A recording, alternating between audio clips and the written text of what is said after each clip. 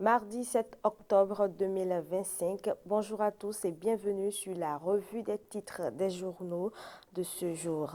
On démarre avec le quotidien Matin Libre qui nous propose à sa une, à la page 9, quatrième journée scientifique de la FSS.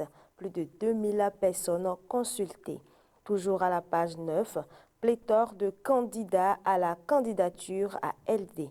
Attention aux chevaux de Troie.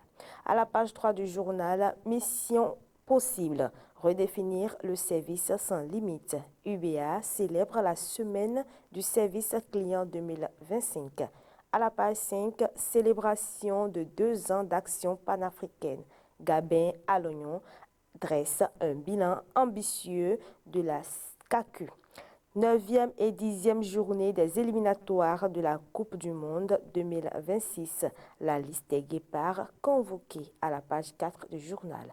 À la page 2, Bénin, investiture du duo Wadaï Talata à Parakou. Corneille Atendéou, pourquoi Romuald Wadaï est le joker. À la Dabarou qui nous propose à sa une cancer du sein, la magie du dépistage qui sauve des vies. Fraternité, Jacques Diel Bangola au sujet du phénomène de viol sur mineurs. La peur de dénoncer et la stigmatisation des victimes favorise aussi l'impunité. Vous le trouvez à la page 9. Et il propose aussi championnat de natation zone 2 à Accra. Le Bénin, 3e avec 56 médailles.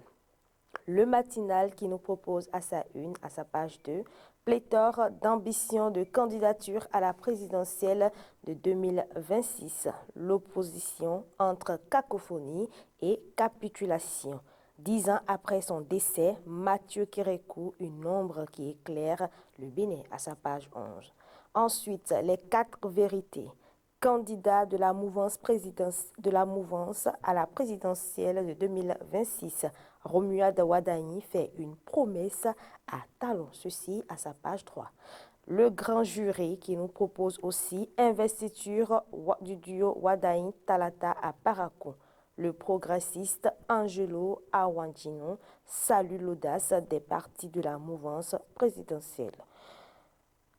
Bénin, Paul Humpé sera officiellement investi candidat de la FCBE le 11 octobre 2025 à Cotonou. Emblème du jour, Wadaï et le respect silencieux à Djokbenou.